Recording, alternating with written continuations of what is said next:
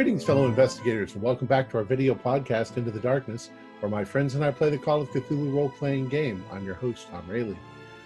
Our campaign is The Curse of Nineveh. It was written by Mike Mason, Mark Latham, Scott Dorward, and Paul Fricker, and it's available from the Chaosium website. I am the GM, and this is episode 15. Our recap will be given by Ford Fitch as his character, Vadim Gamatov. So without any further delay, let's continue our journey into the darkness. Ford?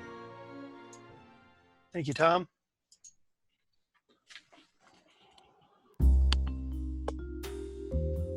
Who watches the Watchers?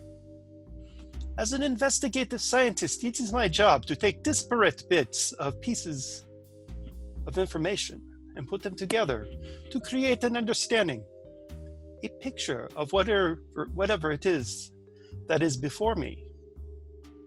These skills have helped myself and my fellows get a better idea of what we are dealing with this whole blasted affair. The picture this information paints is very dark and diabolical indeed. Who watches the Watchers? With a bit of questionably underhanded effort, we investigated Professor Punchin's house. The scene was a mess.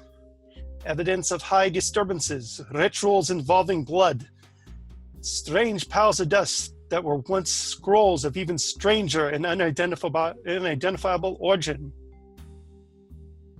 and enough notes, journal material, and other evidence to keep us all occupied for quite a long time. However, right away things were becoming clear. Many things that we had speculated and thought about in our investigations were quickly being confirmed. Who watches the Watchers? We went on the journey to the hospital known as Bedlam in an effort to try and find out directly from Professor Punchin what happened to him. When we arrived, we were able to speak with one of his physicians, a well-minded young man, who, after some discussion and convincing, allowed us to visit the troubled professor. Our time with Professor Punchin was short, yet frighteningly revealing. All of his desperate rantings confirmed much of what we have believed all along. Amongst these confirmations and revelations, one thing stood out, that there is a powerful party outside involved in this Temple of Naboo affair. Who watches the Watchers? The professor granted. This resonated with us, for we knew that the Watchers were being watched as well as us. It was these Watchers of Watchers that frightened him so much that he desperately sought protection through ancient, unpredictable methods that ultimately backfired upon him.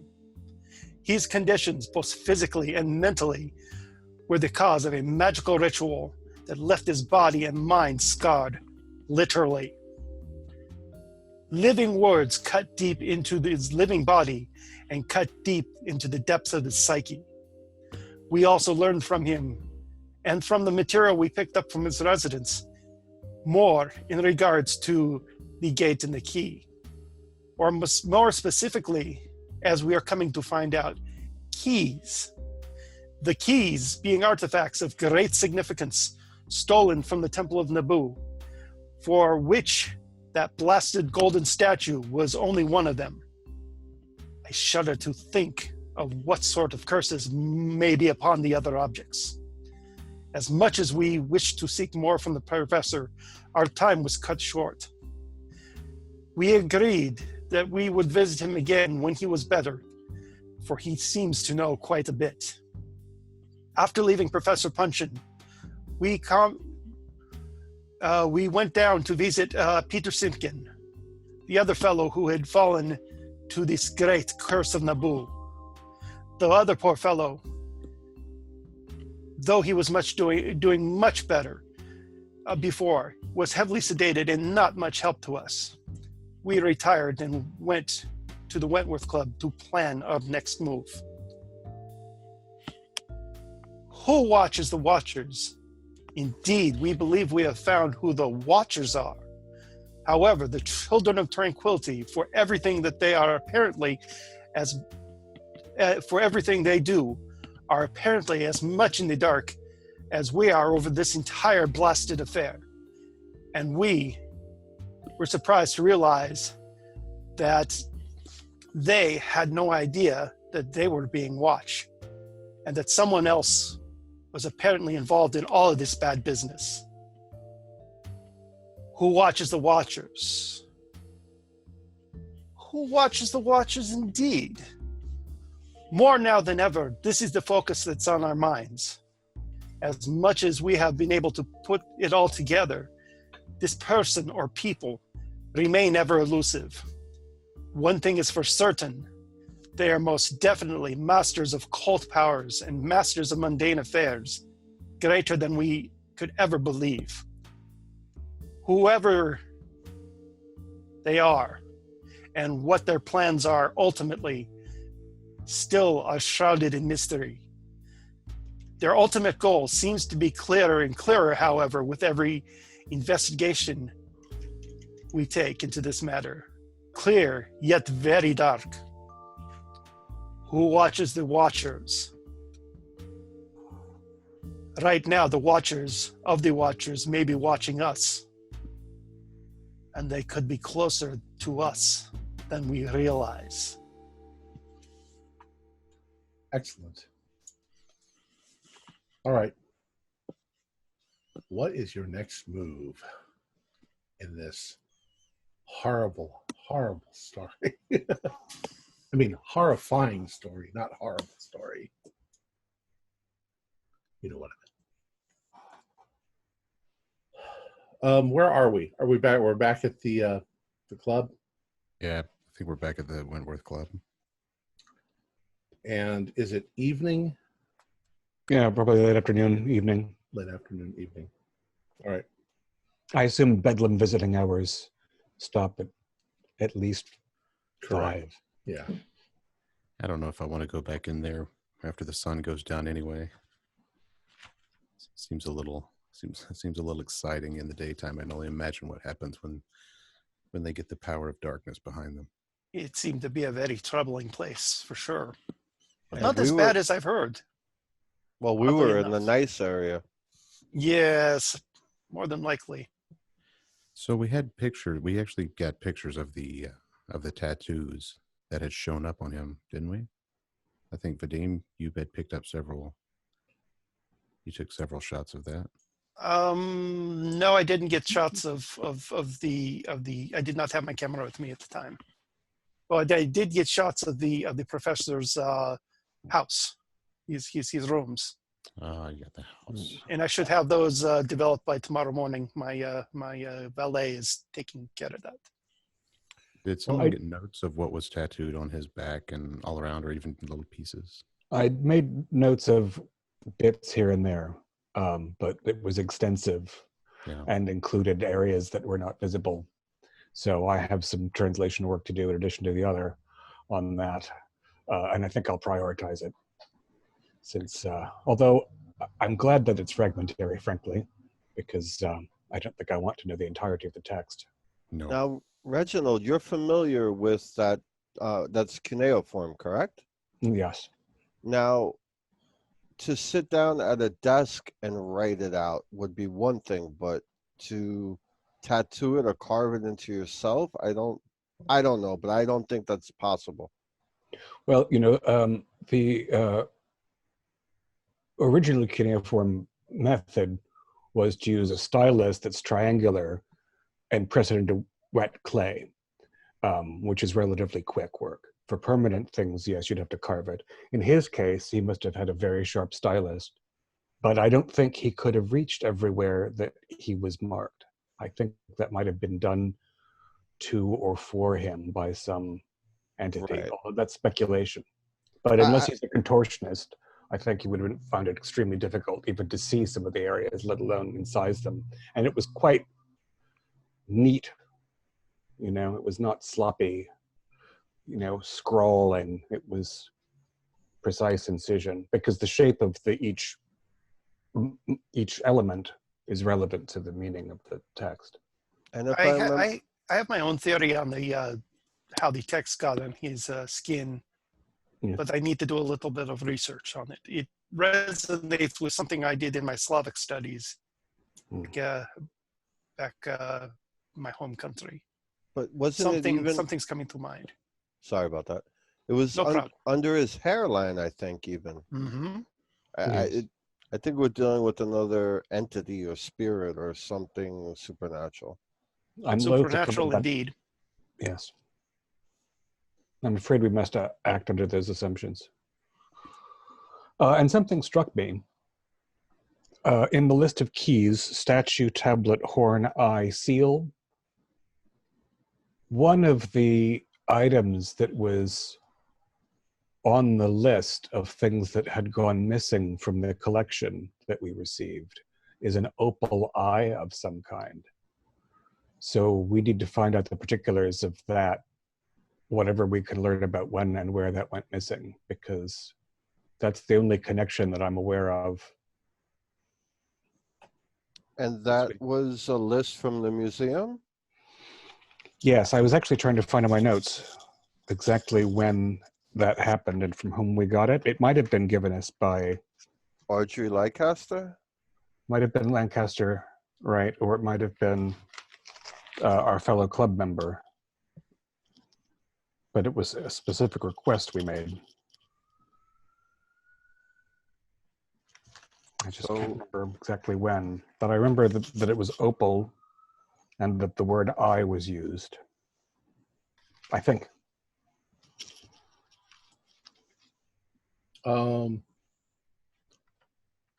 Here are your notes. Right. So these are items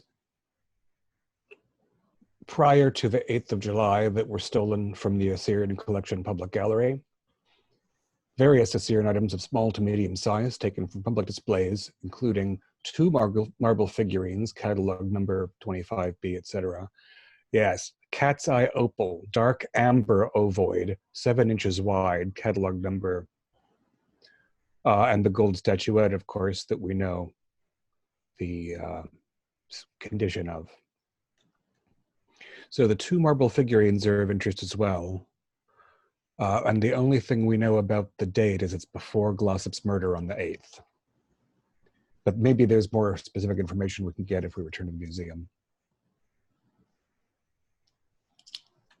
Do any of you guys remember when we were at the apartment, and when we pushed open the door, there were 3 large stones? Correct. One was black. Is there any chance that that could have been the opal? We have the stones with us. They weren't translucent at all. They were just rocks. They're just rocks. Right. And I forget the significance of it, but there was that Latin book from 1550. Oh, the Et Fragmentus Agosa. There we go. Fuller, weren't you working on that, or potentially working on that?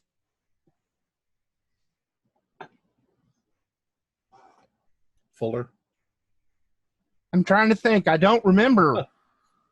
I'm trying to think. I don't remember. Well, I believe you had taken the book to read at night. Oh, that's right. That's right. Because I spoke Latin. Correct. Yeah. Okay. We still do. Yes. So I've been studying the book then.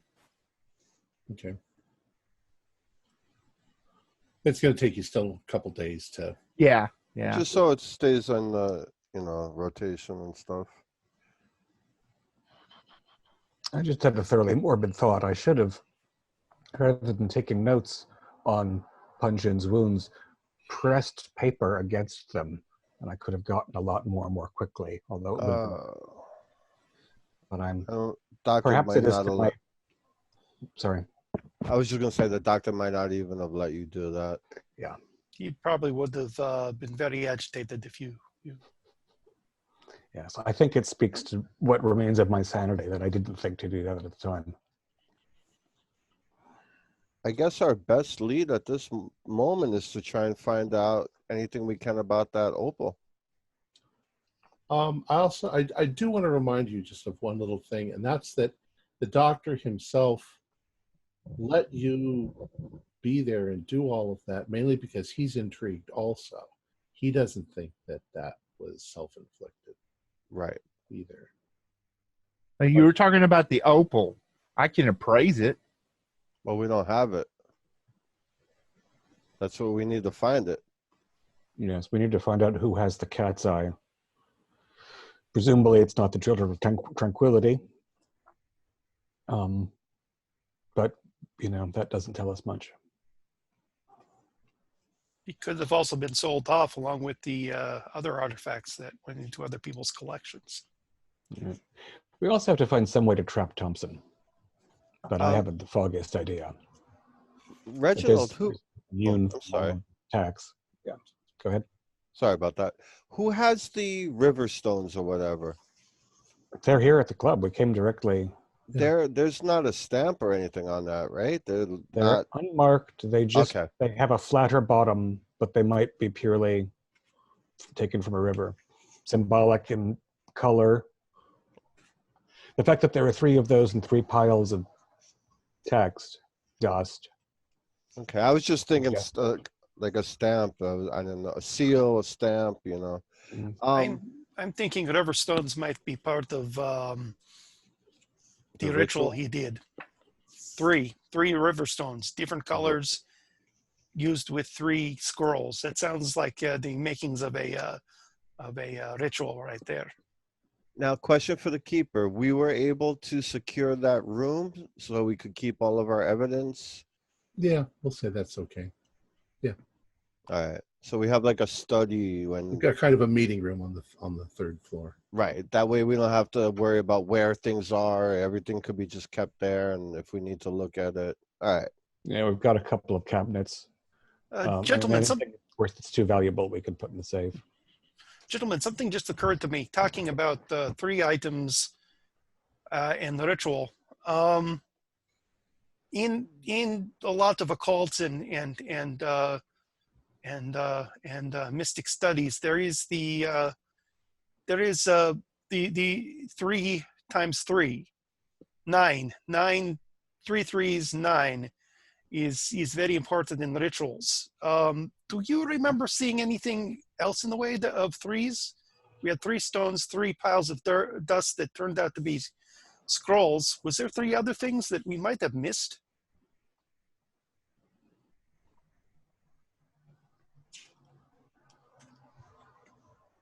Not that I'm aware of.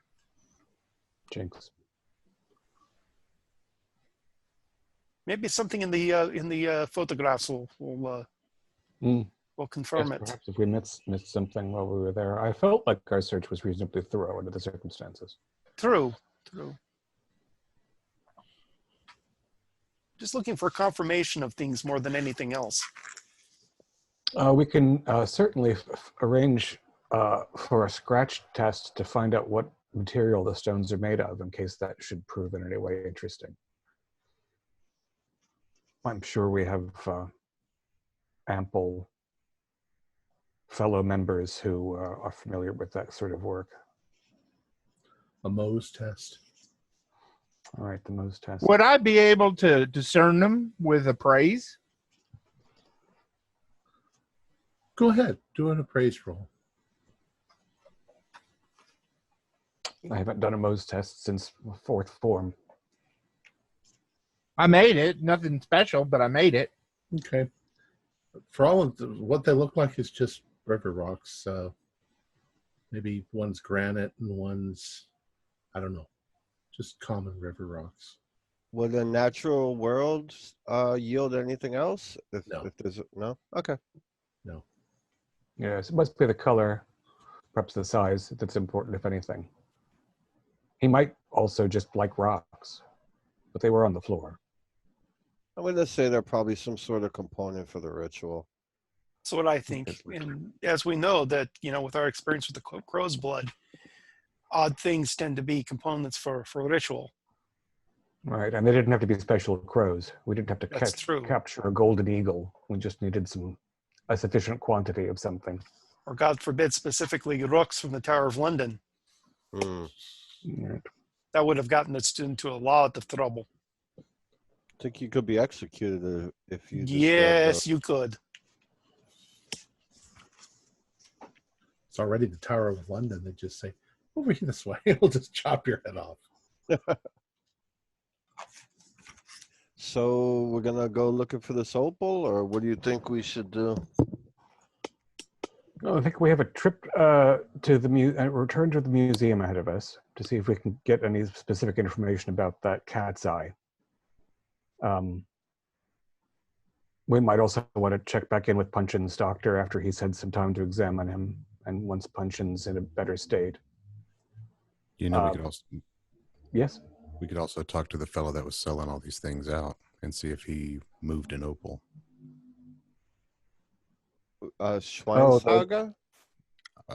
Not Schweinsteiger, the fellow who was working at the museum that we had to scare the bejesus out of. Yep. And I cannot remember his name offhand. But let me delve into my memory book. Ted Williams and his friend Bill Lancaster were involved. Mm-hmm. And the young man's name...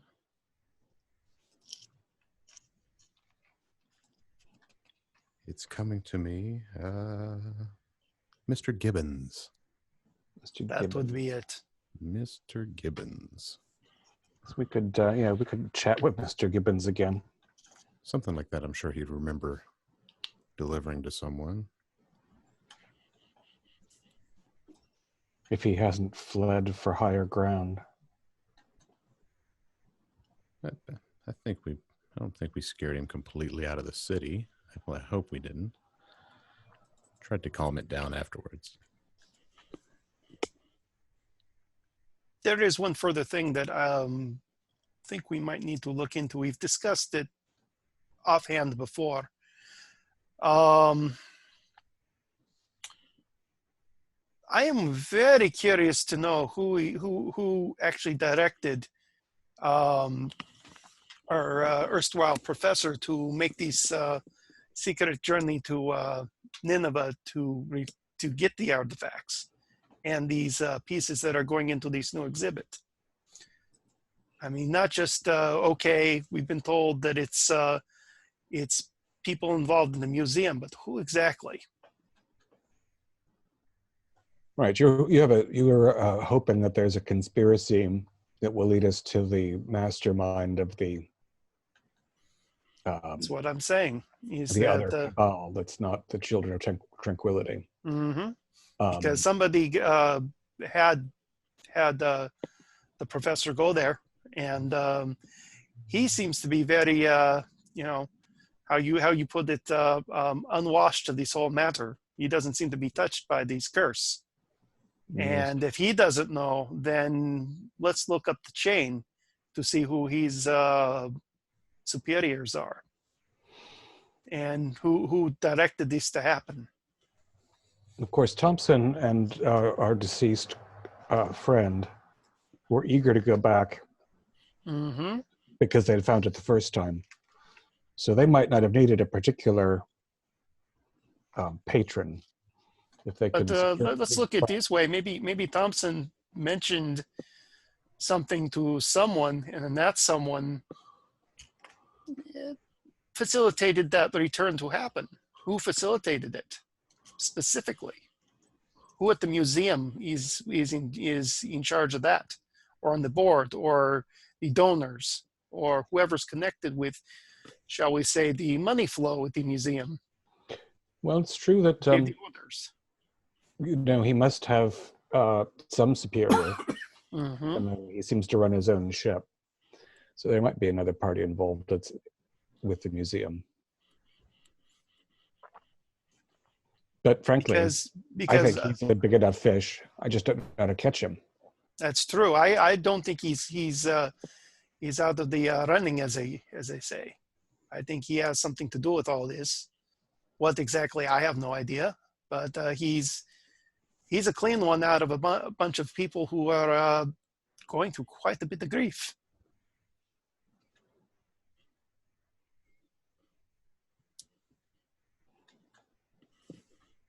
So anything else for our itinerary for the museum?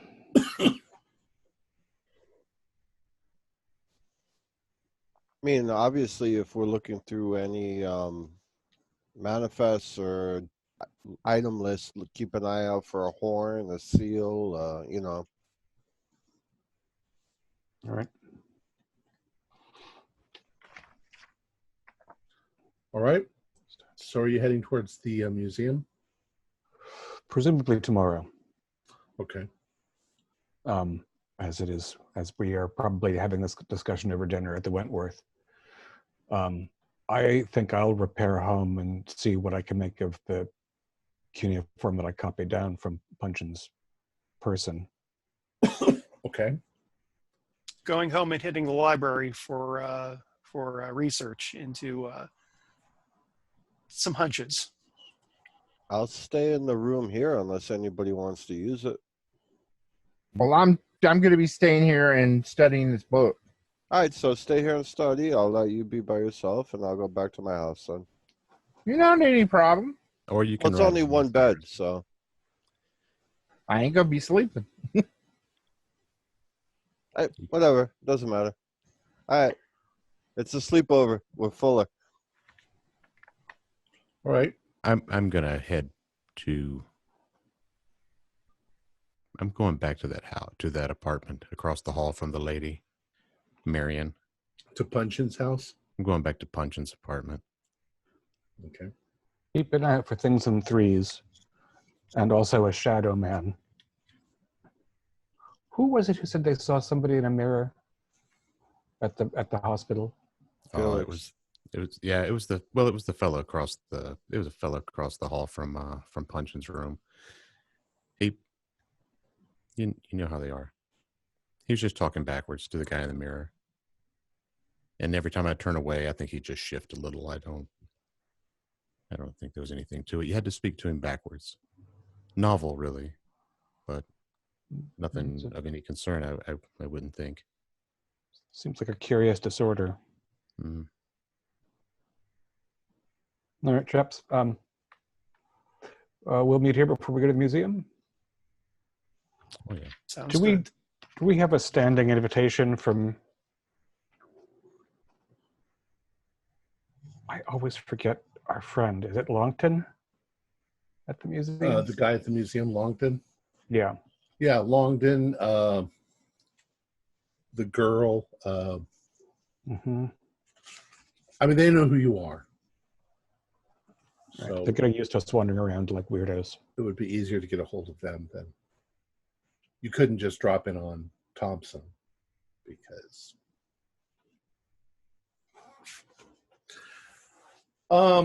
everybody do a call it a spot hidden. Spotted. Regular 20. success. Got an extreme. 29. Got it. Regular. Got a heart. 33 regular. 19. Okay. Well, since Vadim got an extreme, we'll say that Vadim in the newspaper, you notice just sort of an offhand event that took place last night. Some dinner, or we'll say it was a fancy dress dinner, that Thompson was present at that.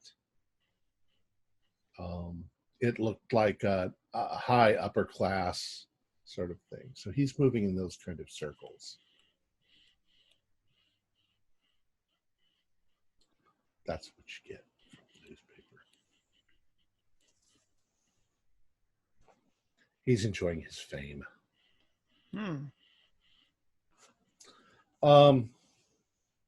Felix, you head back over to the apartment and rather stealthily gain access. And you search around for quite a while. And although there is a lot of interesting things that the man has in his apartment, you don't see anything of any particular interest.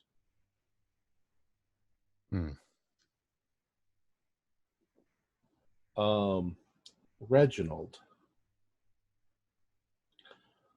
you start going over Punchin's notes, and some of the information that you've that you've copied from Punchin's body. Go ahead and do your cuneiform.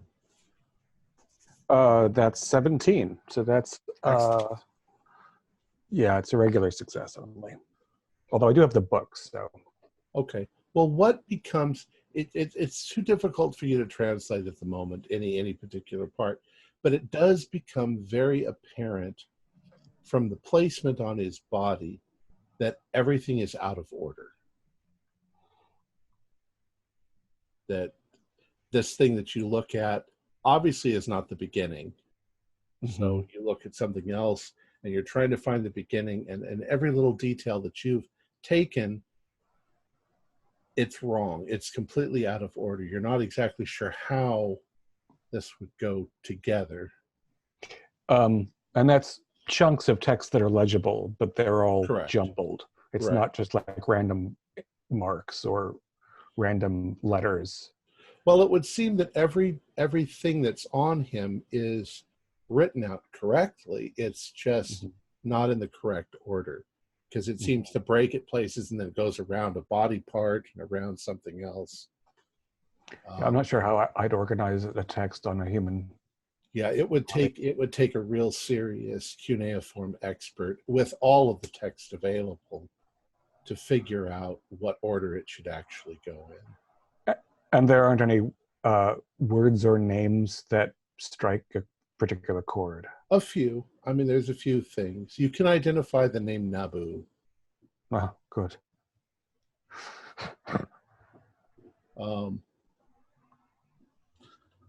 But without it being in the proper order, it doesn't make much sense. And you're only getting little bits and pieces of it. Yeah, you really need an expert, possibly Longden or somebody else at the museum that would know. Right, and possibly full body photographs from 4 sides. That would certainly help. Yeah. Well. You do a rubbing.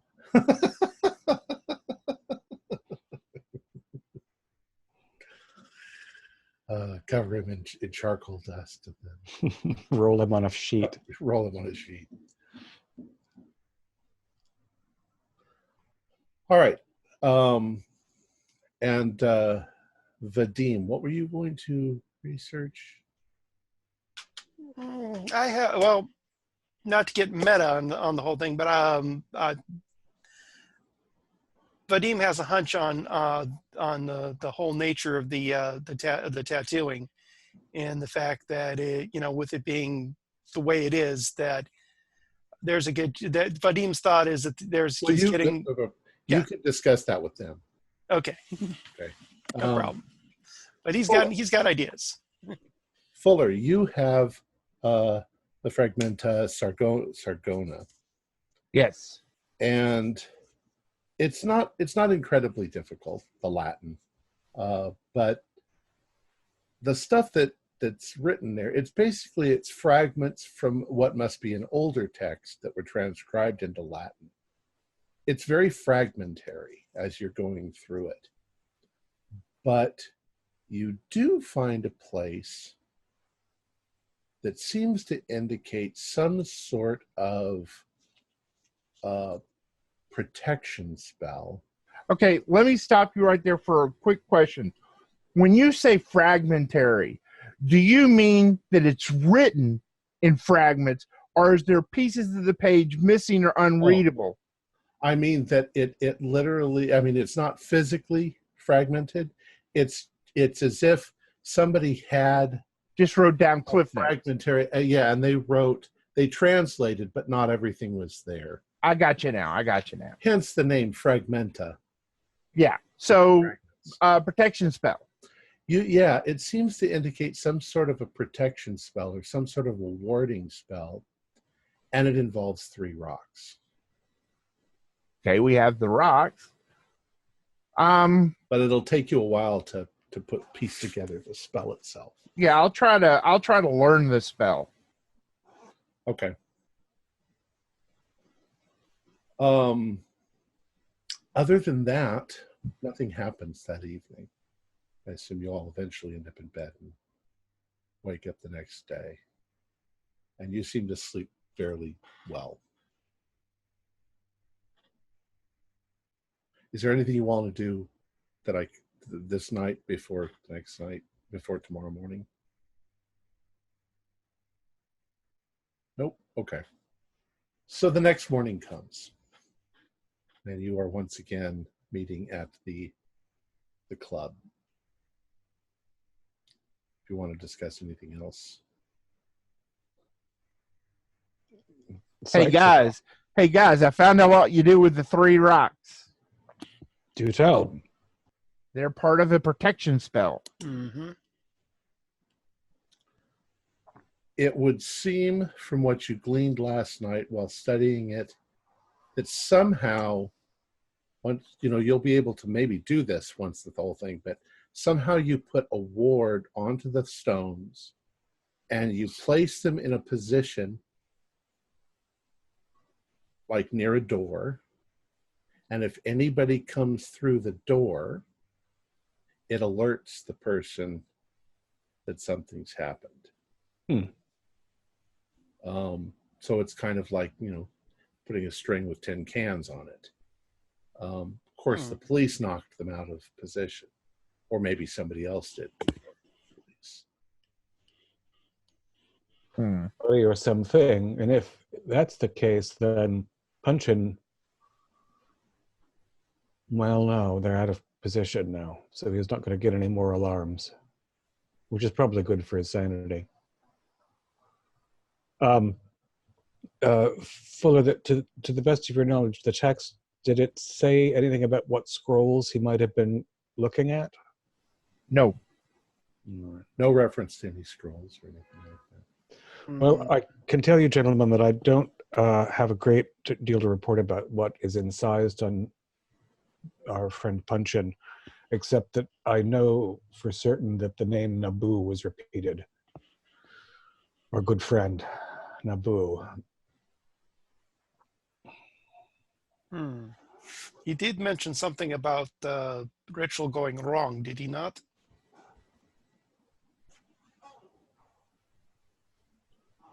It doesn't seem to have worked. Well, I mean, I don't know. I mean, something obviously happened. I mean, so I would say that it worked, and it just didn't work well. Well, as I don't think his intention was to be hauled off to Bedlam thoroughly incised. I think that was the sort of fate he was trying to avoid. Did you find anything else in his place, Felix? No, I didn't. There's nothing else to be found, really. I'm sorry. I wonder if he was doing the ritual, he was getting the stuff carved on, and someone else interrupted him, foiling the ritual, leaving him cut up without the ritual finished, and then his neighbors heard the cries. Maybe this third party broke in and stopped it, or I don't know. I'm just... No, you might be onto something there. I have a theory of my own. Not to say, Cyrus, that you're entirely off base, but as they say, I guess.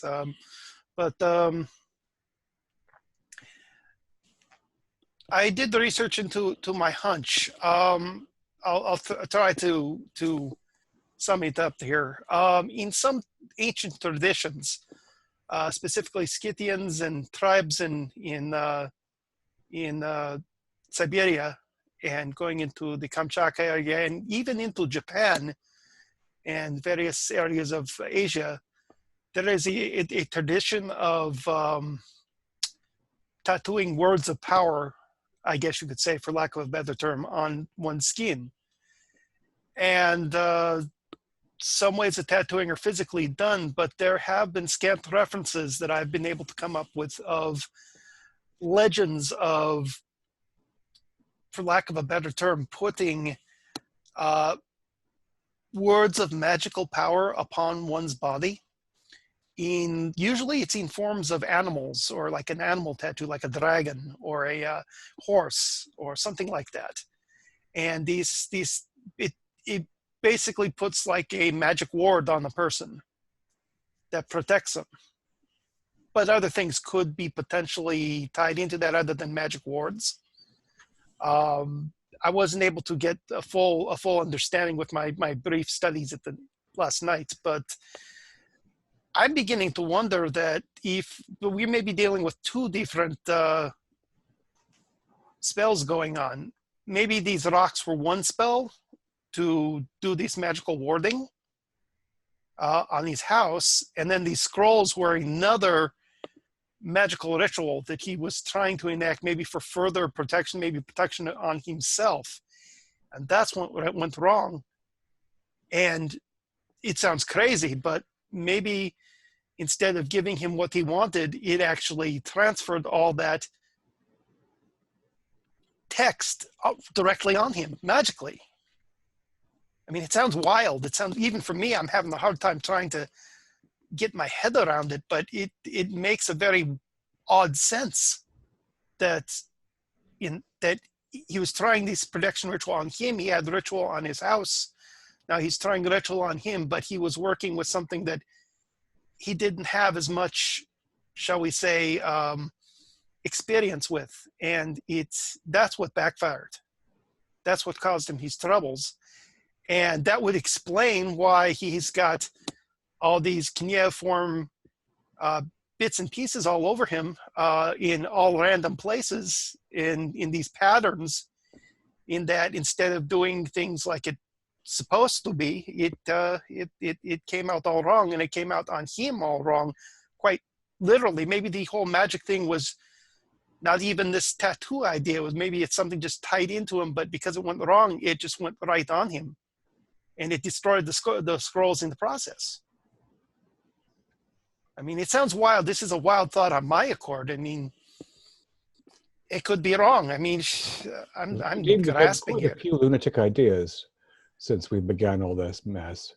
But I do like the connection very distinctly of the fact that the scrolls were completely annihilated. Mm-hmm. And he does have this patchwork quilt of text on him, as though, and again, we have no other explanation for how he was mutilated. I mean, there's no, if we accept that he couldn't have done it himself, we recognize the peculiarity of things like it continuing under his hairline and so on. Mm-hmm. The idea of some supernatural element removing the text from the scrolls and putting it on him has some compelling merit. These, again, are things I would not have said a few months ago. I would be hard to even conceive of this a few months ago myself. But honestly, this is like things that I've been looking for, stuff that I've been looking for my research. And it's amazing if any of this holds merit. My personal research into the whole idea of higher mathematics, it would seriously be bolstered, because that's what we're dealing here. I believe personally is a higher form of mathematics that actually goes above and beyond to do what we would call magic. Well, maths was never my strong suit, but I would point out, Vadim, that it seems that everyone we meet that tries to employ this higher mathematics ends up with a result quite contrary to their intention. Well, we're dealing with something that if we ever did have a grasp on, it was very long ago, and it's been lost to the ages, and it has been shrouded in mystery and legend. That's why I think we call it this occult science, this magic, this rituals and spells and stuff, because we have no other way of describing it. And even then, I don't know if we had a full grasp of the whole thing, which makes it even more dangerous. Enough of a grasp to form a society to keep it hidden from mankind. Yes, indeed. Which may be for the best. Are we ready for the museum then? Yeah, ready for the museum. Information sharing? Yes. All right. So you head over to the British Museum as it's opening, and all of the usual people. You've now become familiar with at least a few of the people behind the counters and the receptionist when you walk in the door. So what would you like to do? Should we start with Longton? All right. Sure. So you go to the front desk. You tell them that you'd like to speak to Mr. Longdon, and they set that up. They tell you it'll be a few minutes. Very good. Now, by this time, you guys are fairly curious. You are now aware that where once was a curtain blocking off a certain part of the Assyrian collection, you now see there is a wooden wall that's decorated to look fairly inconspicuous, and that there's obviously some construction going on back behind that area. Where the gate is being built. Shall I do my customary stroll? Yeah, you can't get through the wooden wall, so.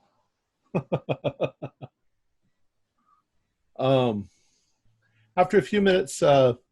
Longdon comes out, and he says, my friends, how are things going? Anything new in our interesting little investigation? Well, you must have known old Ben Punchin. Ah, yes. Have you heard about his incident? Yes, it's very sad. Apparently, he injured himself. He was injured, certainly. We've seen him at hospital, and his condition is extreme. I brought along some of his notebooks. They're in cuneiform. Okay. So if you're curious about perusing them, you might notice something that I haven't. Okay. He was... Let's go back into my office. Oh, certainly, yes. So, I'm afraid we could describe him as paranoid, at least, although given other people's unfortunate circumstances, maybe paranoia is the most healthy response. yes, it would seem there's some very strange things going on, aren't there?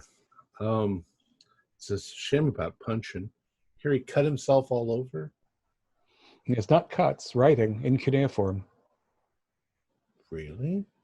Yes, it's a bit inexplicable, and I won't tell you Vadim's and my guess because I don't want you to think us mad.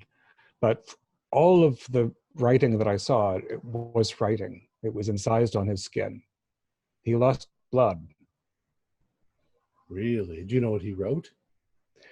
I know he was writing about Nabu, but the text, I didn't get to see all of it, and it seems to be broken into fragments. Do you have any samples of this? Yeah, I have the notebook where I took what I could. Have a look. So he starts looking at it, and he says, yes, indeed, it's completely out of order. Is there any way we could get a more thorough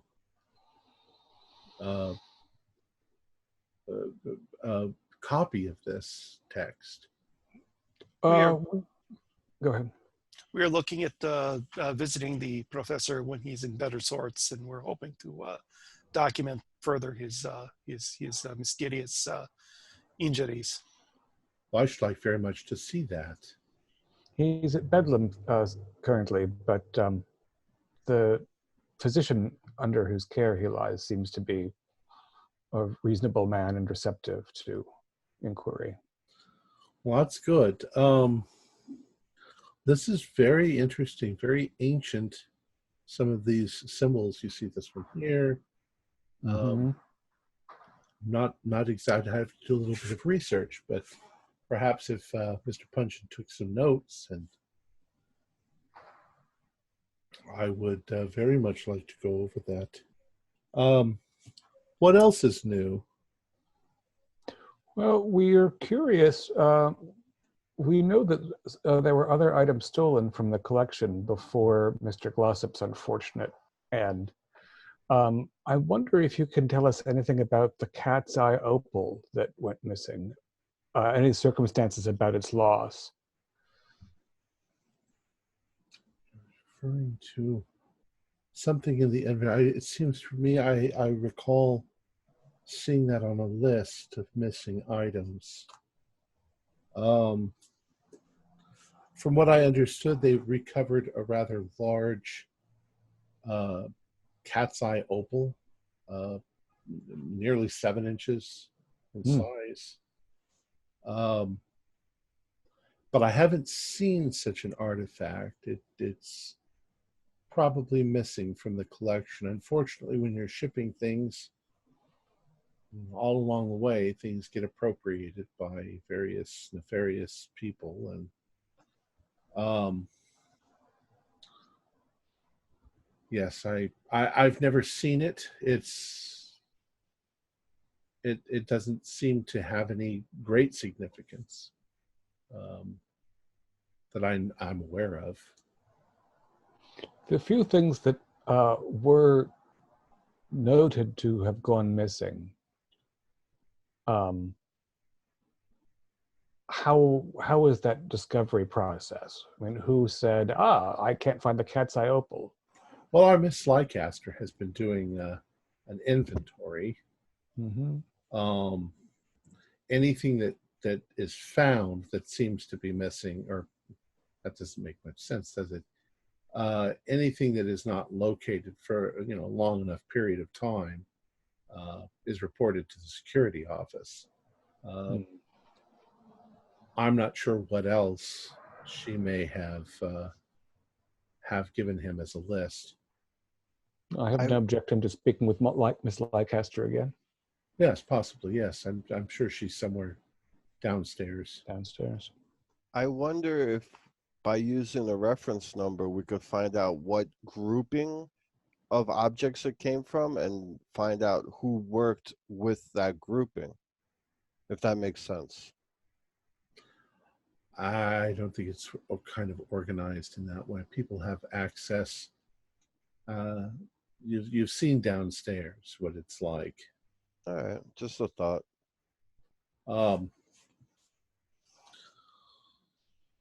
Well, let's take a look at some of this text that you have here.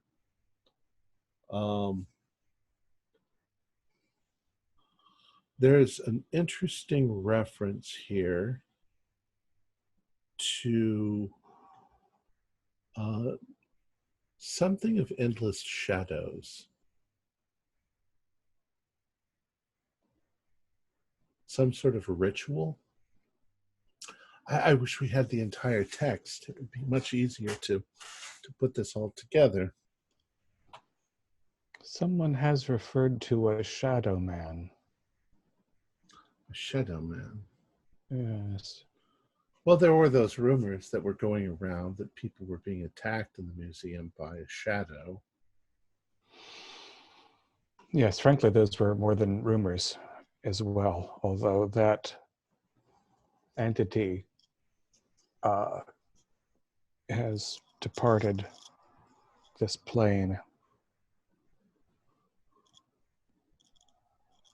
But I think that creature, entity, what have you, that was unrelated to this text, because that had to do with ritual that was incised on clay tablets. As most uniform is. And you say this is incised on a man's body, on Punchin's body. Yeah, violently. Reginald, do you think it would be pertinent to maybe take, I'm drawing a blank on his name. Patrick Longdon? Yeah, Mr. Longdon with us to the hospital. He has, between the both of you looking at the cuneiform, maybe you could actually, and the longer we wait, the faster he heals, and it'll. Well, I'm really quite busy currently. Perhaps if you could take some photographs. Yes, honestly, Cyrus, I think he's going to heal with this text on him forever. I don't think these are not going to scar. That's true. Pretty nasty. Who would do this to Mr. Punch and I? Well, the hospital's assumption is, of course, that he did it to himself, since he was found alone. I can't imagine anything in my current experience as an archaeologist, anybody going so completely crazy that they would carve stuff all over their bodies. And in addition, the man was quite respected. as he seems to have been a great mind. I mean, hopefully he still will be with some recovery. I also am not sure that he would be capable physically of doing it, even if he were anesthetized. Just physically, the marks are, well, it's not a patch of text. He's scarred all over, back, front. Really? So there's an accomplice of some kind, is all we can assume. That's kind of the thing that we are believing, and I know it sounds crazy, but we think that someone might have attacked him and done this to him. We don't know who or why or how, but how horrible it is, and it has us feeling very uneasy on the situation. More ways than one. Well, any help that I can be. Honestly, just having a look at his notebooks would be quite helpful. Well, if you would be willing to leave them here, I'll start going over them. I'd be happy. I know you are a busy man. You said what kind of a ritual of what sort of shadow? Endless shadow? That seems quite. Yes, I think this is endless. Endless. Yes, I'm quite sure it's endless. Yes, it's a pity the text is all broken up. But as I was saying to the gentleman earlier, I don't know how I would go about organizing a body of text on a human form. Well, once we have it, we should be able to figure out from context and from what comes first, what comes next. I certainly hope Punchin's comfortable being photographed. I wouldn't want to coerce him. Well, he's in Bedlam. Wouldn't you be able to... Yes, if his physician's comfortable, then he's comfortable, I suppose. So I'll leave you with these.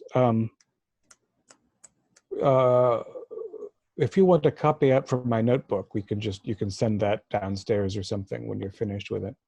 But I'll leave you his notebooks for the time being. All right. And we'll pop down and see if we can find Ms. Leicester. I look forward to helping you out. This may be I'm most curious to see what you find. And very strange. Hmm. All right. So you go downstairs and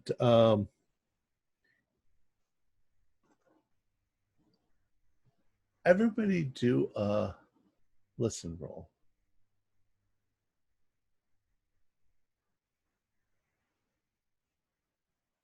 $34. It would have been a miracle if I had made my 20, but I instead rolled 99. Hard success, 23 on 60. Holy cow, I rolled a 3. Okay. Fuller and Felix. It just so happens that as you leave Mr. Longdon's office, you are the first ones to step through the doors. And at first, it's not significant. There are people walking about. But as you approach the stairs, you continue to hear the clickety-click of footsteps just a ways ahead of you. And you get the distinct impression that whoever it was listening outside the door. And when you said you were going to leave, they walked away. And they're still ahead of you, just around the corner and down the stairs. Can I speed up and try to catch up to those footsteps? Yeah, same thing. All right. So you go down the stairs and down the hallway to the stacks. And almost immediately you find Miss Leicester in a side room looking very intently at some cuneiform tablets. And as you approach, she suddenly looks up in surprise as she hears you come into the room. And she's like, "Oh, what are you doing here?" I just followed you from the hall. And she smiles and she says, "I'm so sorry. I saw you go into Mr. Longton's office and I was just intensely curious if you have found any more information. I was listening. I am sorry." What would you like to know? She says, "Well, you were talking about Mr. Punchin, Mm-hmm. and I'd heard some very strange rumors about Mr. Punchin as far as what he did to himself, and I just wanted to know more. You said that there's cuneiform all over his body." Mm-hmm. That's right. It's all over his body, into his hairline. Very fine.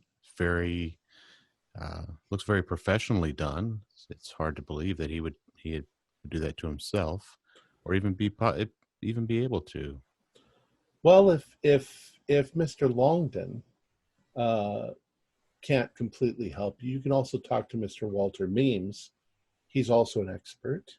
Mm-hmm. I'm certainly not as good as either one of them, but I might have a go at it as well. I'm very curious. Well, let's see.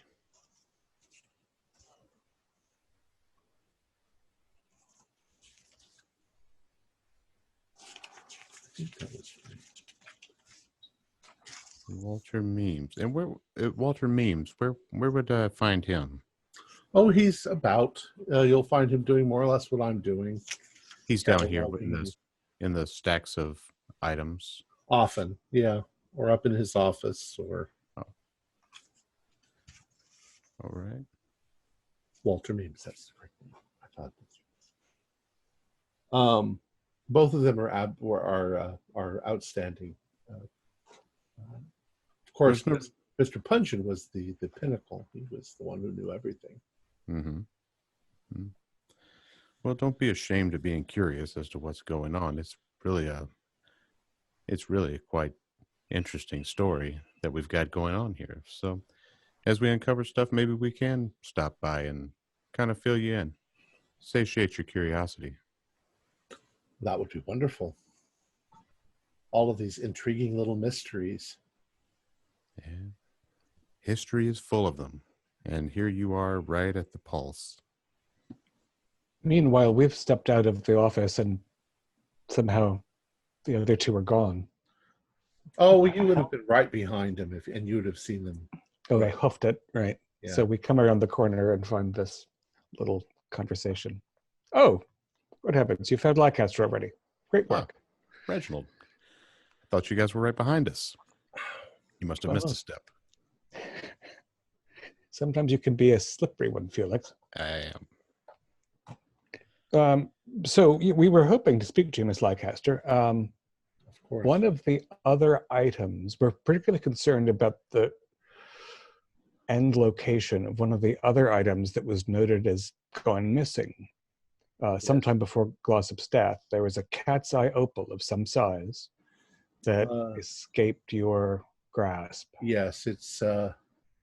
I believe that it was referred to as the Eye of Lamatsu, and it never arrived. Conveniently never arrived. Or if it did, it was never cataloged. Right. Does the name Lamatsu mean anything to me? Yeah, I'm pretty sure you would know. Lamatsu is an Assyrian demon or goddess. Demon goddess. I think Lamatsu is the goddess who eats children or something like that. Something charming like that. Is Lamatsu traditionally one-eyed? No. But there was only one that was supposed to arrive. Yes. It was just a large polished stone. Yes, gentlemen, if you don't know, Lamatsu is an Assyrian child-eating demon. So if Nabu is supposed to be friendly and turned out not to be, imagine how unpleasant Lamatsu would be. Ooh, that just sounds like a barrel full of fun. Well, she says, it's one of those things where you have to be very careful not to impose our own sensibilities on another culture, because Lamatsu was married to another demon called Pazuzu. And in the mythologies, they had a kind of a falling out. And people would place statues of Pazuzu near the children as they slept in their cribs, because when Lamatsu would come to eat their children, she would see her husband and get angry and leave. It's very strange. So one demon used against another demon to protect, not exactly what we would think in our modern world, even in our modern Judeo-Christian sensibility. It's charming to think of those young Assyrian children looking warmly at the statue of Pazuzu next to their bed, thanking the demon for their well-being. Sweet Pazuzu.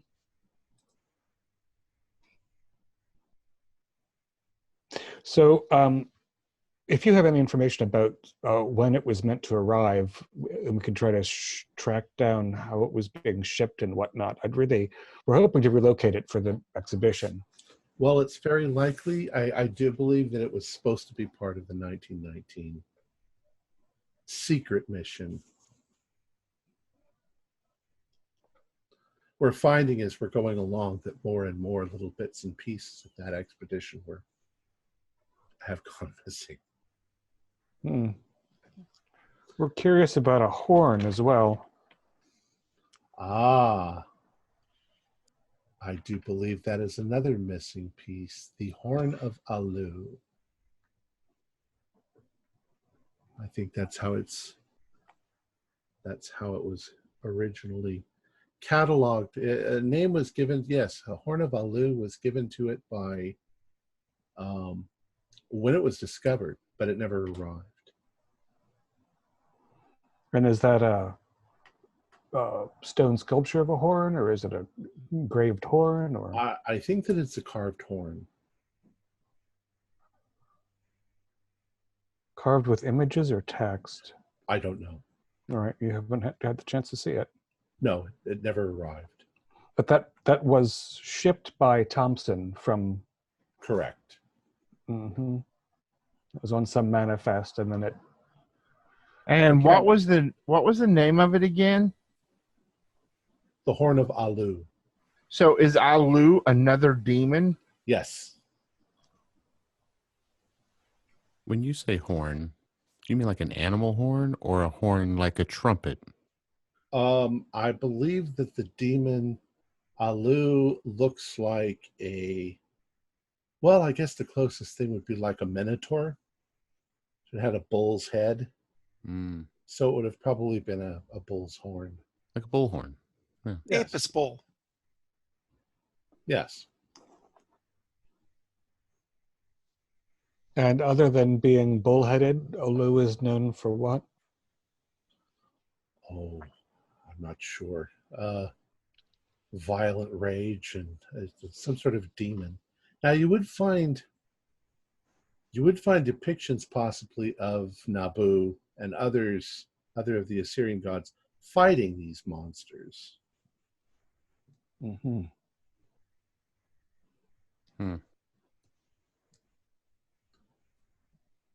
And stepping a little step outside the game, if you want to look up either one of those online, that'll be the information that you glean from looking them up. Right. So if yes, I'd love to look through what paperwork exists on either of those treats. See if we can at least narrow down a time framework in which their disappearance was arranged.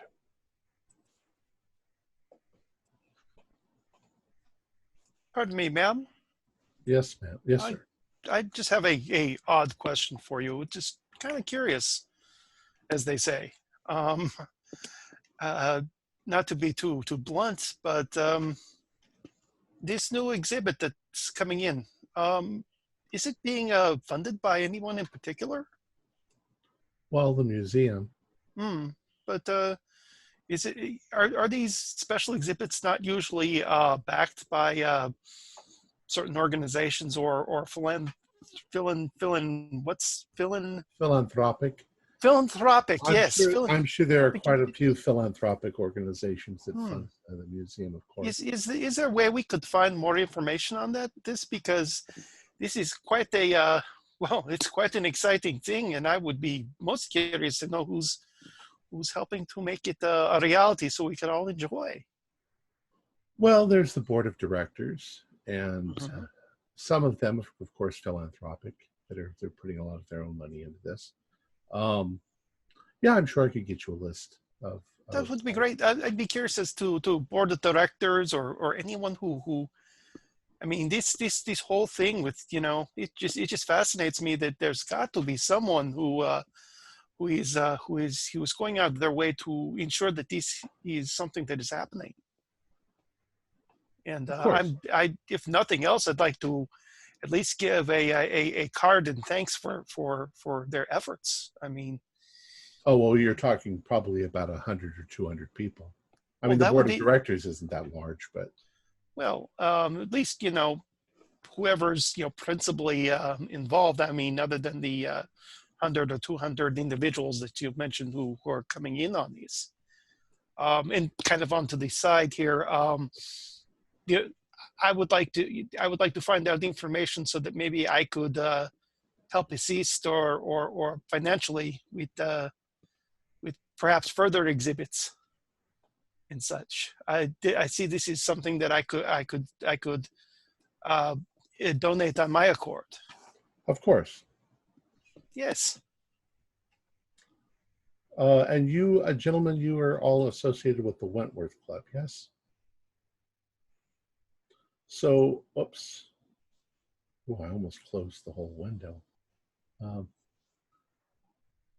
I'll know where to contact you then. Absolutely. All right. What else would you guys like to do? Any more questions for her or for Longdon? Was there anything in the records about some sort of a seal? Not that I know of. All right.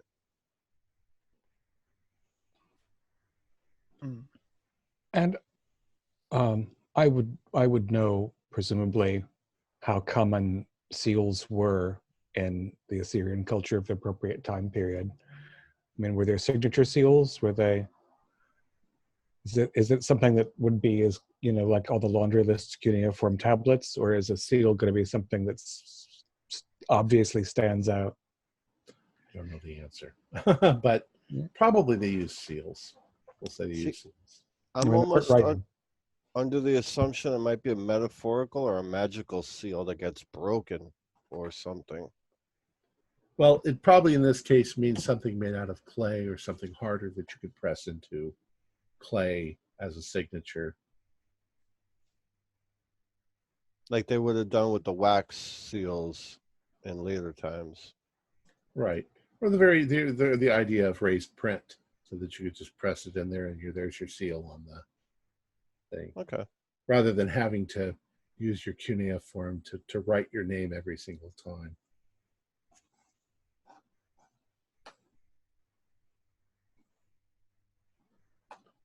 All right. So, You guys, anything else you want to do at the museum?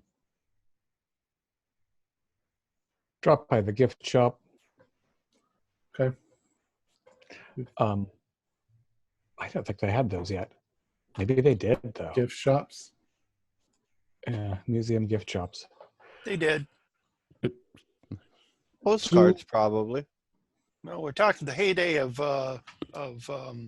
tourism, and a major tourism coming into all countries and stuff. So, Are we still in the room with the lady? Yeah, if you still want to say something to her. Before. Ma'am, is there a gift shop? Yes, upstairs. It's upstairs, you guys. If you want to go to the gift shop, it's upstairs. There might be some great stereoptic cards. Hey, we can buy a mummy. Or at least mummy's hand. Have an unwrapping party. All right, so you guys. I would like to see if our man who's decided to enjoy his rich and famous lifestyle happens to be in today. Right. We can go down. I mean, I assume we had that conversation with Leicester upstairs where she was snooping. Mm-hmm. And can we ask Leicester if she knows the whereabouts of that other gentleman also? Our little friend that we had the Stern talking to? I think you're talking about the same person. Oh, I thought he was talking about Campbell. I was talking about Campbell Thompson, and he is talking about Gibbons. And while we're here, might as well eliminate that possibility. Refresh my memory. How did you ultimately handle Gibbons? Did you turn him in? No. We All right. promised him secrecy for openness. Cyrus Okay. threatened. Cyrus basically made him wet himself, and then I gave him 20 pounds and called it a day. Okay, so let's for the sake of brevity, we'll say that you find out that Mr. Thompson is not there currently. Hungover from last night's gala. However, do a luck roll.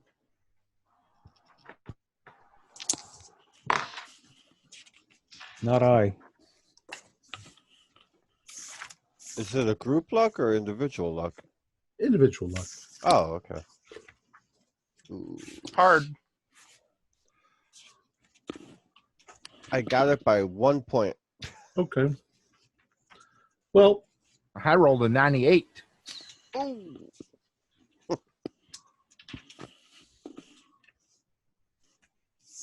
give me just one moment.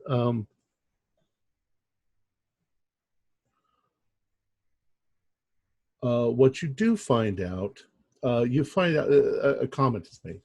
Mr. Thompson he's being lionized by a lot of the upper middle class, and upper class. So he's been traveling around. He's been going to a lot of parties. He's being seen publicly and so forth. It's difficult to know what his schedule is. He does have an office here, but he doesn't. We don't know when we're going to see him next. However, I'm told that he frequents a club called the Travelers Club, and that he often eats dinner there.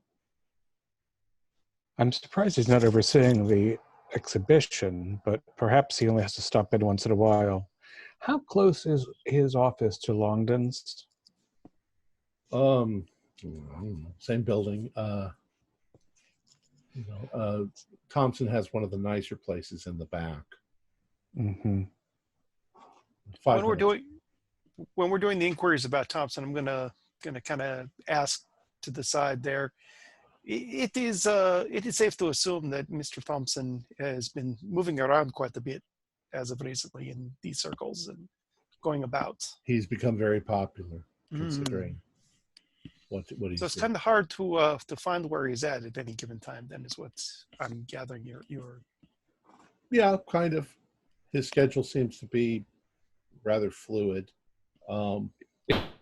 Is the Travelers Club a private club, or can a new one drop in? It's a private club, like the Wentworth Club is a private club. I mean, people can come You and need to find an invite. Yeah, If you're rich, you can walk in the door.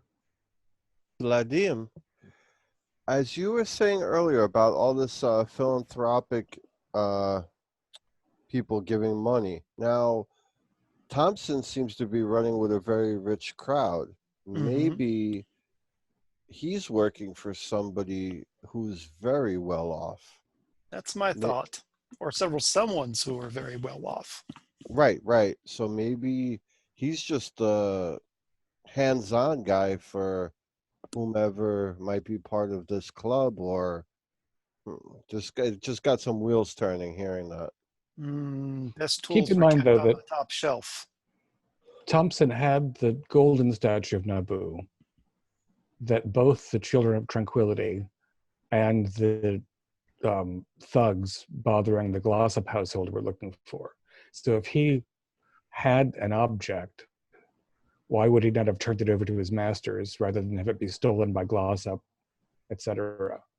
Well, he's just underhanded to begin with. Maybe he wanted to take it for himself or whatnot. No, because Archie just took it from the collection because it stood out. Maybe he didn't know what he needed. You know what I mean? Like he knew he needed items from there, or it could have been all. They funded the dig. He went over there in 19, brought stuff back, but by the time he realized what he needed, it was too late. Or he let other people, like we suffered, let all these peons get the curses, and then we'll figure it out from there. I don't know. I'm just spitballing here. No, it's not too far off there. But then again, Archie could have just picked the wrong thing at the wrong time in the wrong circumstance, and without even knowing the situation. Or there might have been more to it. We don't know. At least we know where to find him at dinner. Now, does it seem pushy to return to Bedlam so soon? Or should we get Vadim his photographic equipment and pay a visit to our friendly doctor? I would give it a little bit more time just for his sake. Maybe a day or two so that he can calm down. And that the idea of actually photographing him would be more well received. Well, hear me out on this. The doctor seemed interested in finding out what happened. Reginald can transcribe the cuneiform. The doctor's interested, we're interested. If he or one of us or Reginald contacted the doctor, spoke with him, said, maybe you could sedate him a little bit, have him ready. We're going to come in, take some photographs of this, and try to get to the bottom of it. And all the while also maybe pushing that the doctor can be written up in medical journals or whatever the case may be to bolster his fame for taking care of this unique patient. And honestly, Punchin might be drugged to the gills already, just because, it's so recently he experienced such great trauma. You bring points.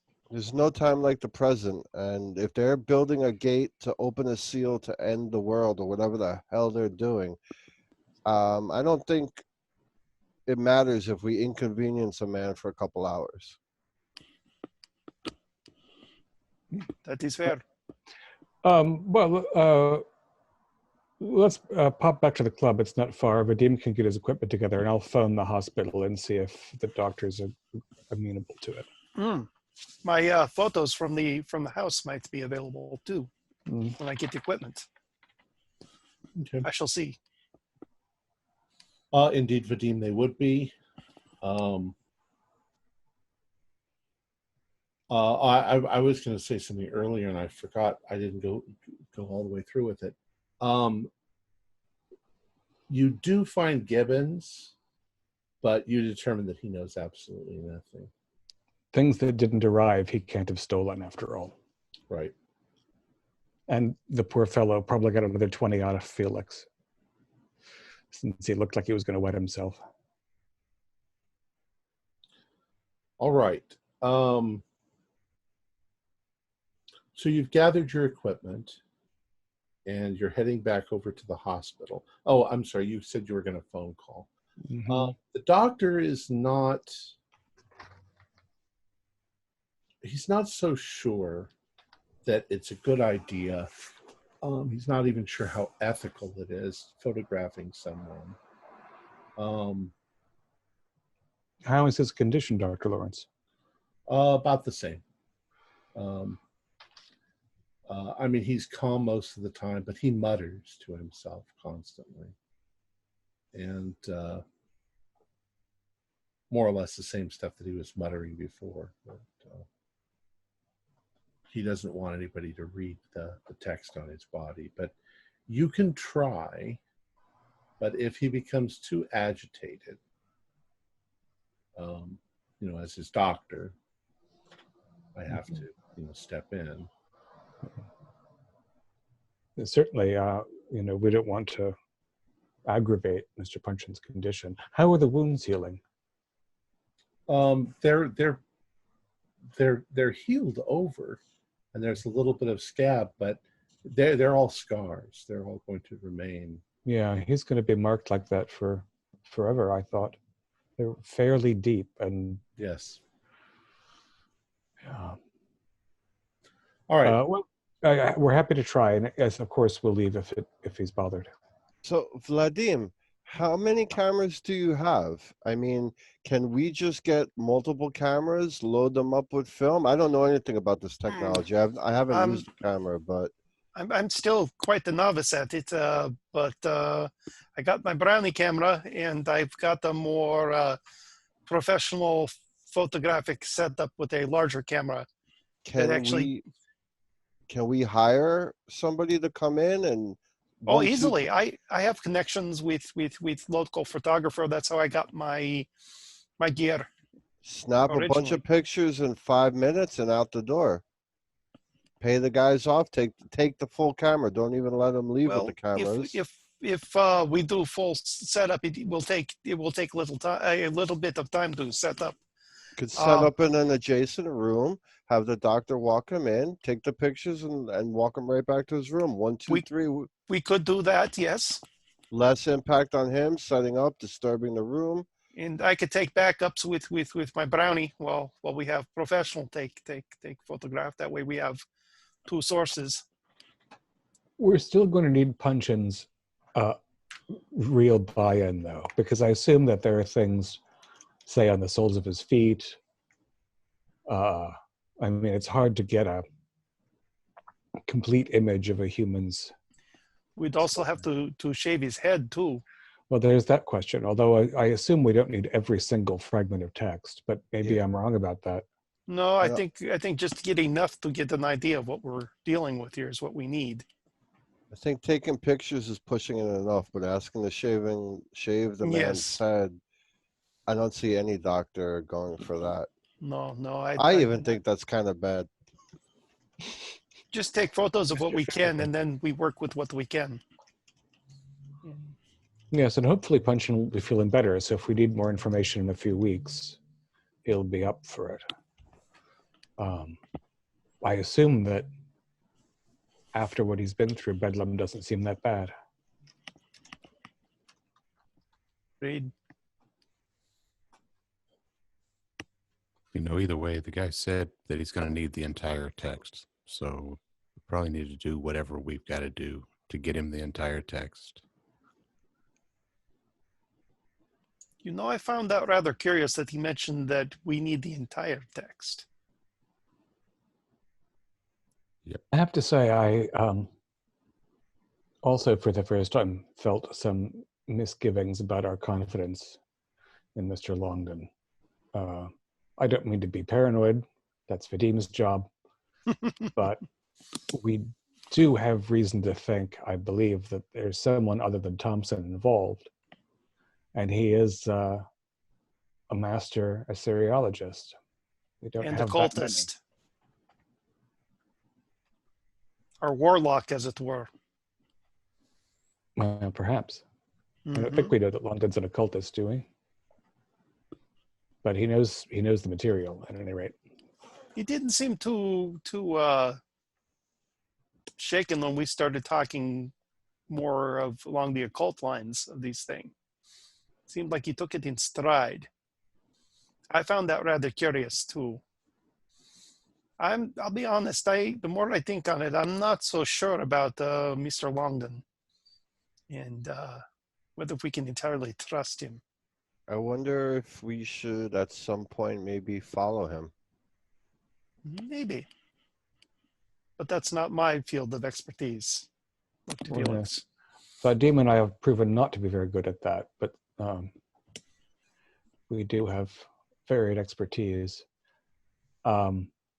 I will want to look into, since Thompson's running around being a socialite, who is really in charge of organizing the Assyrian collection? Because it seems like Mr. Longdon is very busy, and that's presumably what he's busy with. So perhaps he's the gate builder. Or we're just, I mean, we've only slept a few nights in the last few months. Off to Bedlam. All right.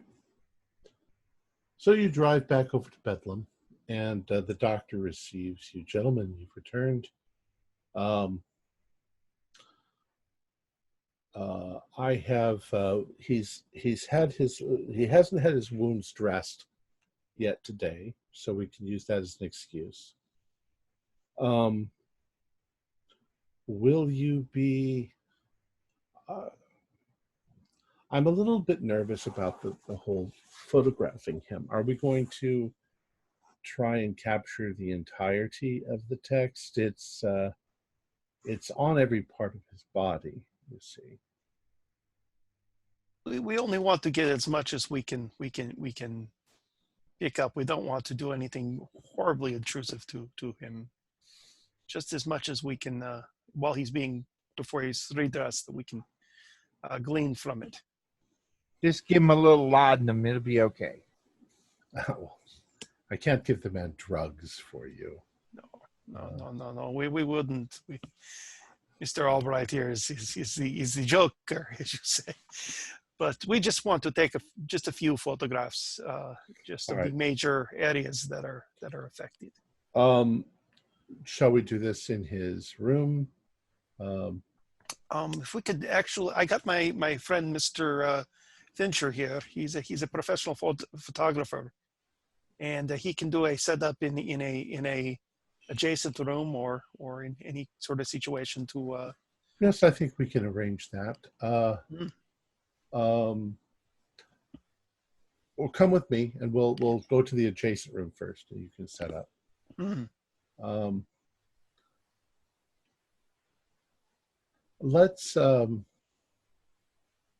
Let's tell him as little as possible about what your intentions are.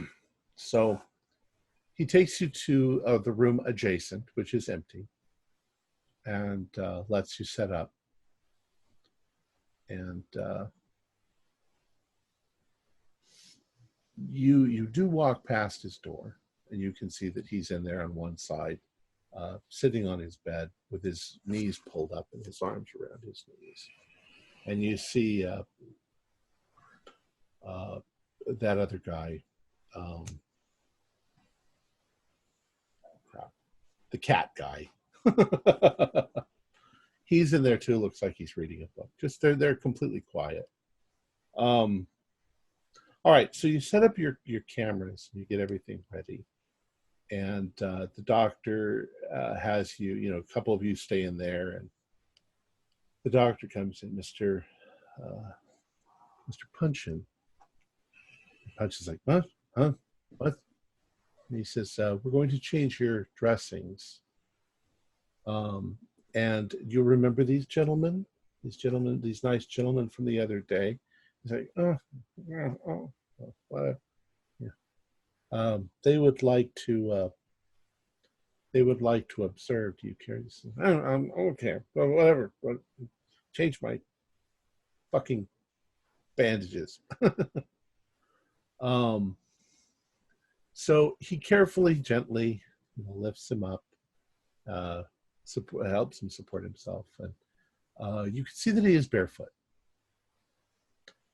and you do see that there's text on his feet. And they bring him into the room. Of course, as they do, he's sort of like, he's looking at the lights that are set up. And he says, "Mr. Punchin, please, would you stand right here?" He says, "We're going to take your shirt off." He takes the shirt off, and you see it once again that he's got the red marks all over him. All right. And your assistant, Vadim, snaps the first photo. And when he does, Punchin's like, "What? What was that? What are you doing? What? Just calm down. What's all right. going on?" It's all right. Don't worry. What are you doing? What are you doing to me? And I'm not doing anything to you. Everything is all right, sir.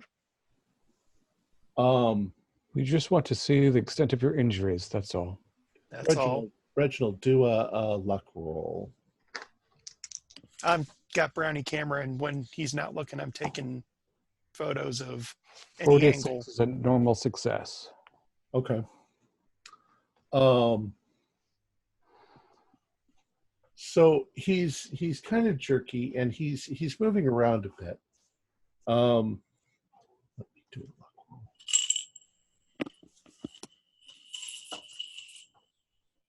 roll. I'm going to say you get maybe 3 photographs: his front, his back, and he turns suddenly, rather sharply.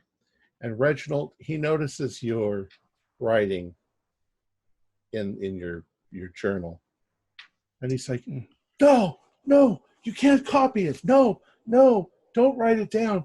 It wants to be read. You can't read it. No. It wants to be read. What do you mean? And he becomes hysterical. No, I won't let you see it. I won't let you read it. No, like this.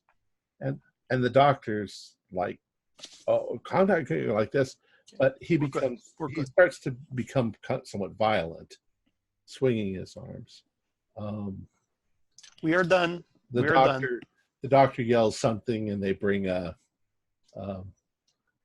shot orderlies to give him. Yeah, orderlies. And yeah, he says, "Gentlemen, we're gonna have to stop." He's extremely agitated.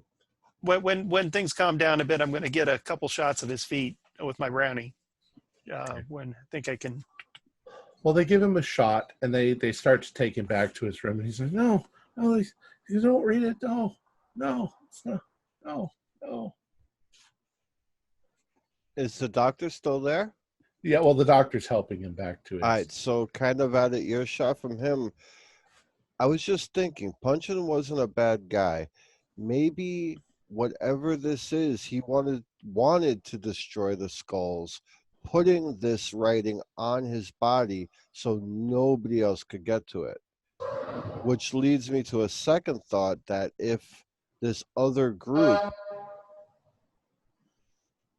Now, Mr. Punchin, stop honking. if this other group really wants to get their hands on it, they might skin him. Yeah, I'm concerned about Mr. Punchin's skin. He might have destroyed it purposely to put it on his body so no one else would have gotten it. It might not have been purposeful as such either, but he definitely. I don't think his terror is insane, given what we've seen about the dangers of reading certain things. I think we should. First of all, I want to see this. Well, first of all, I'm curious to see what London makes of the notebooks and how they were returned to me. But I definitely think that we're going to be keeping these photographs separate from each other and not try to take any more. And let's wait before we send these we even consider giving these photographs to London for. Not the photograph. Don't even let him know we have the I agree. photographs. No, not until we see what he has to say about the notebooks, and I've translated a little bit of them, so I'll see whether he's frank about that. But yeah, this might be something we want to destroy. Not Mr. Puncheon, of course, although I fear that will be the result. All right. The doctor rejoins you, and he says, I thought that this might happen. He's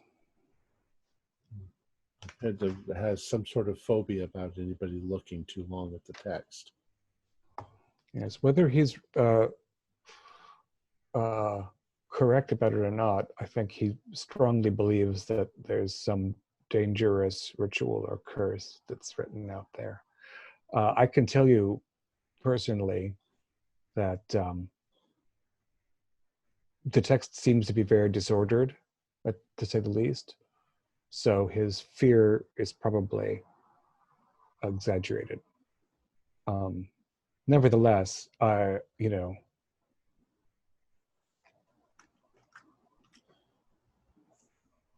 think you should allow him to feel as though he can cover it as thoroughly as he needs to feel comfortable. Can you tell me, by the way, I don't mean to be nosy, but are you also treating Leo Johnson? Leo Johnson. The fellow with the mirror. Oh, Mr. Johnson. He's been a resident for quite some time. So far, treatments haven't really been of any effect, and he's rather harmless. We just make sure he's clean and he's fed. And so the prognosis isn't good, but he's not suffering enormously. And we don't seem to understand why. Yeah, he's not suffering in any way. He's just very curiously speaking in reverse all the time. Who was clever enough to figure out that it was actual language backwards? I think one of the orderlies, though I don't remember who. You said you were keeping him clean and comfortable. If he's not maintaining his own ablution. Stare into the mirror. And what happens when you take the mirror away?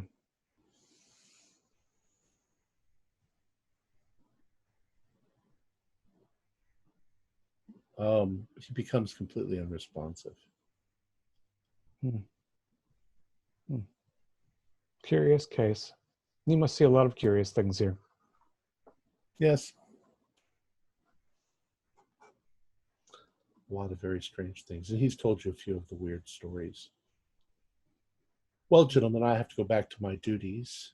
We apologize for upsetting Mr. Puncheon. We hoped it would be a more peaceful matter, but I assure you his privacy will be safeguarded in future. Okay. As far as we're concerned. Thanks for your time. Yes. And so you leave there. Vadim, you did get your photographs from the room. Okay. Well, I'll have them in hand for everyone when we get back to the Wentworth Club to have a look at. So what next? I assume you put the photos in to get processed. I'm going to be in 2 different shops to be on the safe side. Mm-hmm. Okay. Not sure that's possible because I think you've only got 1 roll of film. Well, we got my brownie photos and then the professional photos. Yeah, you can do that. You can do that. I'll let my camera guy take care of his photos, and then I'll let my assistant take care of mine. Wouldn't the photographer develop his own? So couldn't you just join him? Sure. Stay with him until your film and his film is developed, and then pay him and leave, and that way take about an hour. That way we know nobody else got them. No problem. I mean, I'll go with you if you want. I'll just sit there with you. But that way we can Sure. 100% say nobody came and stuck a gun in the, whatever. It'd be good to double up, as you say, on people, just in case something And happens. have them make 2 copies. Indeed. Okay. And take the negatives by all means. Mm-hmm. All right. Go ahead. So those of us who are not, will drop off Mr. Fincher with Vadim and Cyrus. So it's a question of what the other 3 of us are going to do about this damn opal and this damned horn. We've got nothing.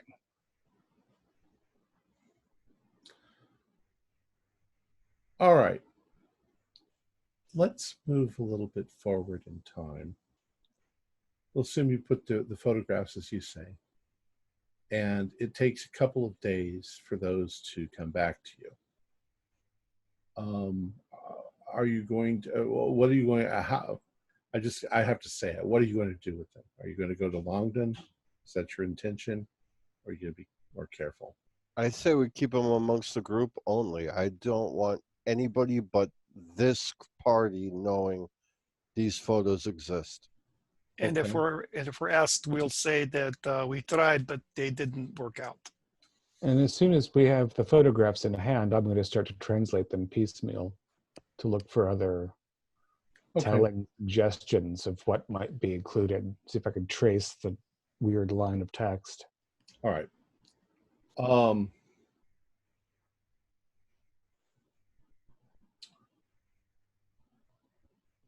What you get from, let me think for just a moment.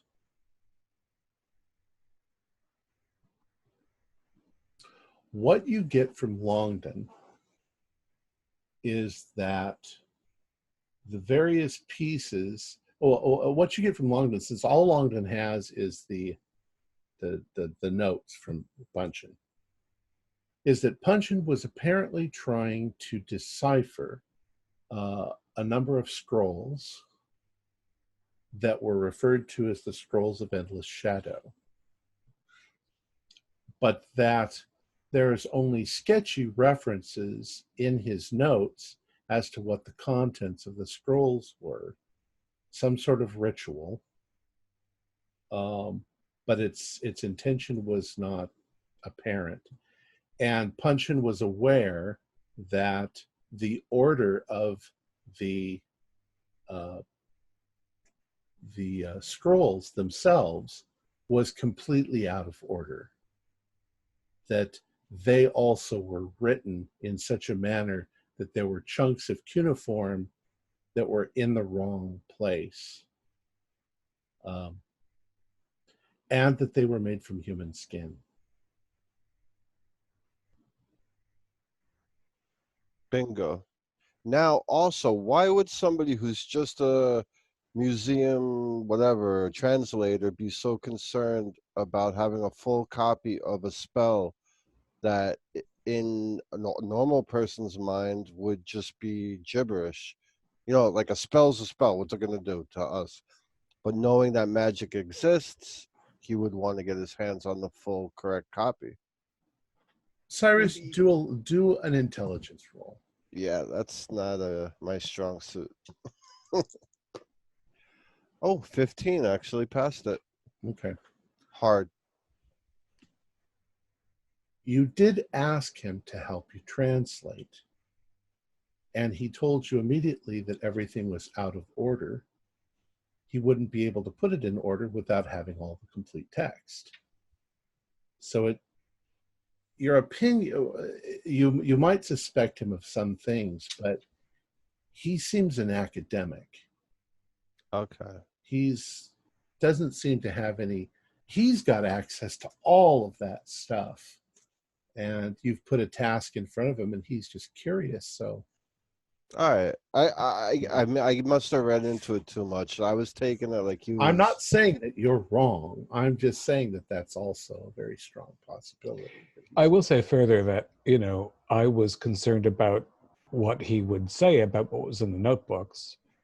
And he didn't say, it was harmless gibberish, or I can't tell unless I get the full text of his body. Do you have that yet?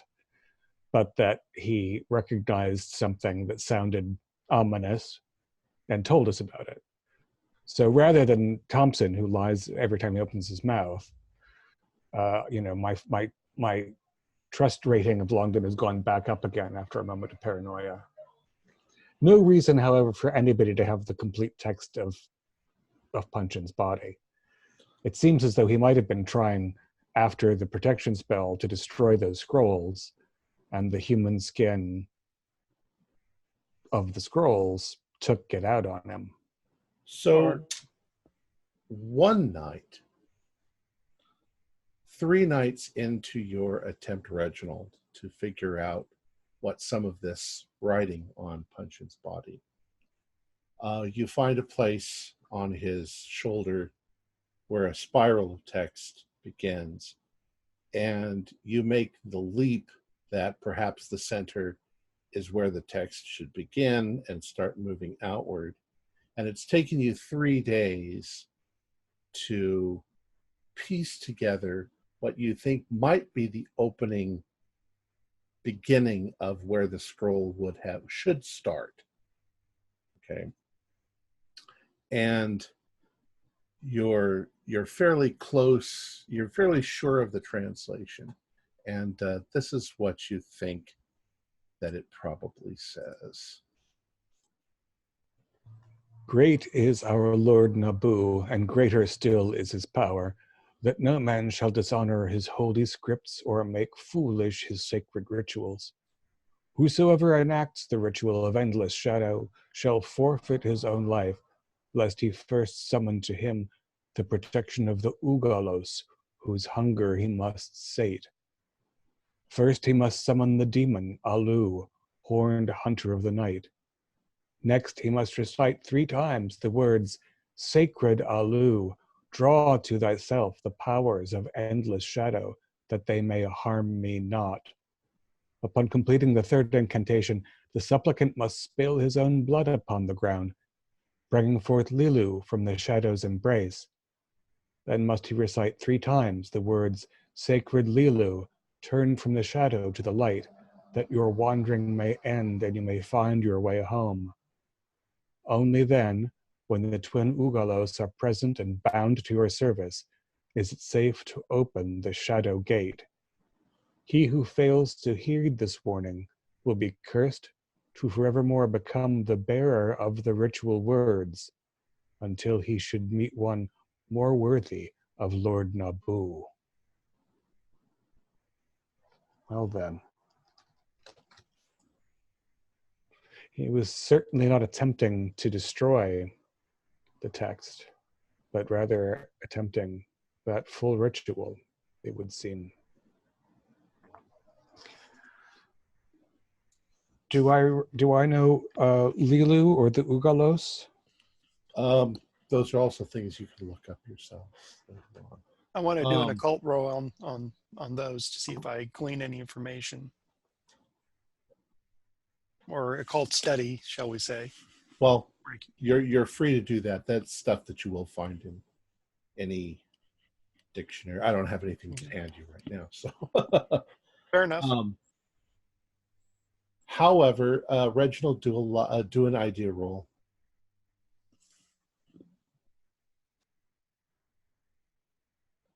Failure, 80. Those of you who've read the text that Reginald translated, do a luck roll. I would do an intelligence roll also.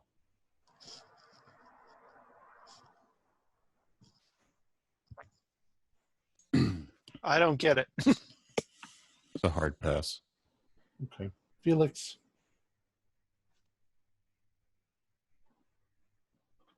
What it's saying, I guess, is that if you do the ritual wrong,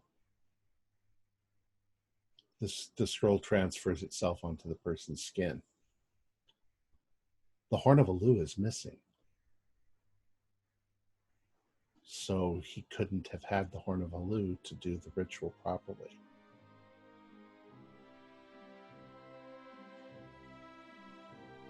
And that's where we'll end it for tonight. a lot of long conversations about what's going on. Our players included Jason Melanchok, John Byron, Ford Fitch, Jerry Bryant, and David Gassaway, with yours truly as the keeper of the secrets. We're currently producing up to 5 shows a week with music and sound effects added in post-production in order to create a richer listener experience. We provide audio-only versions of our shows free for you to download from Podbean or iTunes. The costs involved with the show are provided almost entirely by our patrons. Without them, we wouldn't be able to do what we do. If you'd like to support our show, please visit our Patreon account. Just $1 to a month helps us a lot. You can find a link in the description below. Like, share, and subscribe to our channel and punch that bell icon for updates on our latest shows, and leave us some comments. We enjoy reading them and answering any questions you might have. This is Tom Rayleigh, together with all the members of our gaming club, inviting you to journey with us once again into the darkness for another adventure into the universe of H.P. Lovecraft and the Call of Cthulhu role-playing game. Until next time, good luck, good game.